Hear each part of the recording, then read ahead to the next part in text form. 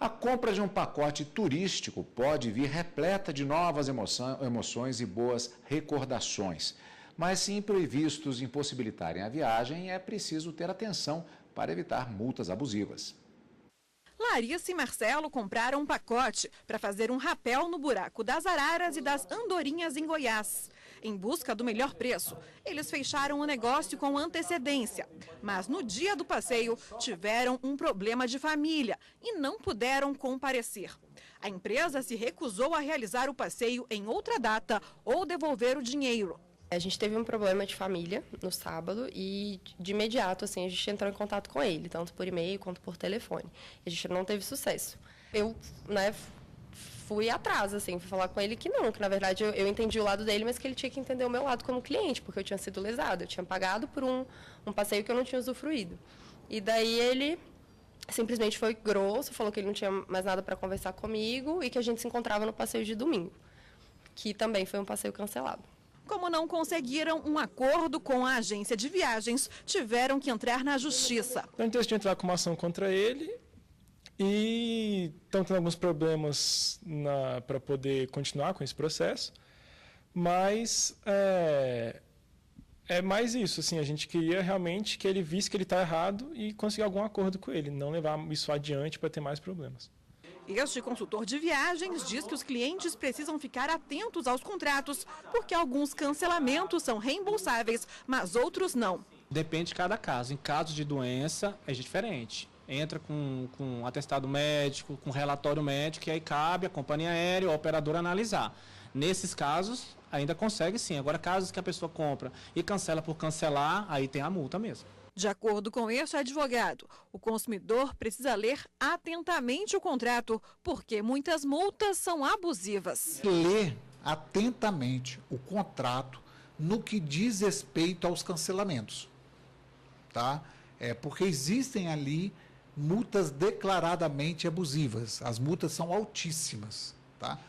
Não que você vai descumprir, mas pode ocorrer de você precisar cancelar por um motivo de saúde, por um motivo do óbito de alguém da família, por um problema pessoal, de trabalho, e aí você fica sujeito a essa multa e a única solução vai ser judicial. E faz um alerta. Ninguém vai te levar para a Tailândia a R$2.000. A passagem geralmente custa entre R$5.500 e R$6.000. Ninguém vai te vender abadá, passagem e estadia por R$1.000 para você ir no Carnaval da Bahia. Então, principalmente essas antecipações festivas, o consumidor tem que ter uma atenção redobrada. Para falar mais sobre o assunto, recebemos aqui na bancada do Jornal da Justiça o advogado e professor de Direito do Consumidor, Ricardo Bastos. Muito obrigado pela sua presença aqui para falarmos a respeito desse tema, que, aliás, de passagem, é bastante comum exatamente nessa época do ano.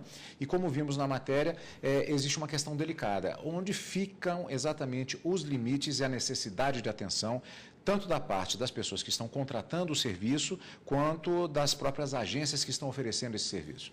Bem, em relação aos contratos que se referem a pacotes de turismo, viagens, é importante que você saiba quais as cláusulas da impossibilidade de execução do contrato, seja pela empresa e por você. O que o consumidor tem que ter em mente é o seguinte: se você vai fazer uma viagem, você tem determinadas situações em que você precisa saber da impossibilidade dessa viagem. E é nesse ponto que o consumidor tem que ter atenção. Você precisa saber qual o valor da multa, se essa multa realmente é proporcional. As empresas, em regra, elas podem cobrar alguns valores relacionados ao fato de você não ter ido. Entretanto, isso deve ser razoável, deve ser proporcional, nada de caráter abusivo. Se há, por exemplo, uma situação imprevista, como um caso de doença, é importante a pessoa estar documentada com relação àquele fato que aconteceu e caracterizar essa imprevisibilidade? Isso. Se você tiver curiosidade de ler os contratos de prestação de serviços de viagem, por exemplo, eles permitem algumas cláusulas, eles possuem algumas cláusulas que fazem que, demonstram a você como você vai provar aquela situação, como que você vai apresentar os documentos, quais os documentos que serão apresentados. Então, qualquer situação que você se encontre, você precisa documentar-se e apresentar toda essa documentação para a empresa. O que é que caracteriza uma multa abusiva? Não existe, Cadu, um valor fixo que determine que a multa seja abusiva. O que nós temos aqui é uma relação de proporcionalidade entre o valor pago e o valor retido. Lembrando que as empresas também têm despesas pelo distrato, as empresas também possuem alguns valores, alguns ônus em relação a isso, tá? O que o consumidor tem que ver é a questão do bom senso. A jurisprudência fala em 10% a 15%, tá? Como um valor, como razoável para retenção em relação ao distrato pelo consumidor. Há poucos dias aqui, durante todo esse período, nós vimos uma outra reportagem tratando dessa questão de viagens e que falava a respeito de um fenômeno que tem atingido, inclusive, as agências de viagem propriamente ditas, que são as plataformas digitais. Como fica a responsabilidade destas plataformas, já que muitas vezes o serviço que está sendo ali apresentado como um catálogo, ele não é daquela plataforma, mas ele está sendo uma espécie de intermediário. Como fica a responsabilidade nesse caso? Essa pergunta é muito interessante porque é um assunto recente na nossa sociedade, né? As plataformas, elas são de duas espécies. Uma das plataformas, para o consumidor entender, é aquela espécie de plataforma em que você fecha todos os negócios na própria plataforma. É a plataforma que operacionaliza o meio de pagamento, é ela que fecha, que manda o e-mail para você, é ela que confirma, é com ela que você trata. Entretanto, algumas vezes essa plataforma, ela serve apenas como um intermediário, né? Como um catálogo, como alguém que vai direcionar você ao site da empresa.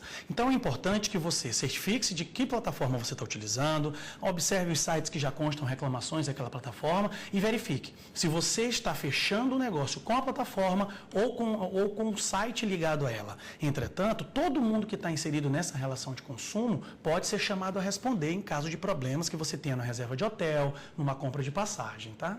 Agora, naquela situação que você, por exemplo, muito comum nas plataformas hoje em dia é o aluguel de casas, por exemplo, em determinadas localidades, o que envolve muitas vezes pessoas que não são profissionais do ramo do turismo. Então, você pode ter um problema e chega a pessoa, tem um comportamento totalmente inapropriado para aquela situação.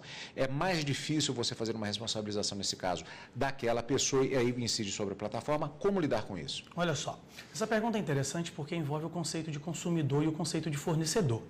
Tá? As pessoas físicas comuns, como qualquer um de nós, que se propõem a alugar uma casa e colocam nessas plataformas o seu imóvel, elas, teoricamente, elas não são fornecedores de serviço. Elas não desempenham aquilo com habitualidade, elas não possuem um caráter comercial, apesar de ter um intuito lucrativo. Nesses casos, pelo que a gente conhece na prática, a maioria das plataformas digitais, elas são relacionadas... Elas que se responsabilizam, elas são relacionadas à própria atividade da plataforma. Então, a plataforma que operacionaliza o meio de pagamento, é a plataforma que faz com que você desenvolva toda aquela atividade. Nesse caso, como a plataforma é o veículo, e além disso, ela é que vai propiciar você contratar aquele serviço, ela pode ser chamada a responder também, tá? Um alerta que foi feito, inclusive, ao final da matéria, foi exatamente com relação a determinados cuidados, até com relação aos preços que são apresentados. Isso é uma medida interessante para se evitar problemas. Não existe almoço de graça. Ofertas um pouco estranhas é melhor que se dar uma verificada antes. Isso. O que a gente observa na prática é que os consumidores que têm problemas com esse tipo de serviço são aqueles consumidores que realmente recebem e-mails, às vezes muitas vezes e-mails falsos, com propostas tentadoras, né? Com valores que estão muito abaixo da média do mercado. E nesse ponto o consumidor tem que ter cuidado, fazer uma cotação prévia, conversar com os amigos, fazer uma busca nos sites de reclamação, no próprio Procon, tá? E ter cuidado com essas ofertas que são muito chamativas e muito atraentes. Todo cuidado é pouco. Doutor, muito obrigado pela sua participação e esclarecimentos. Você que está em casa, portanto, todo cuidado e boa viagem.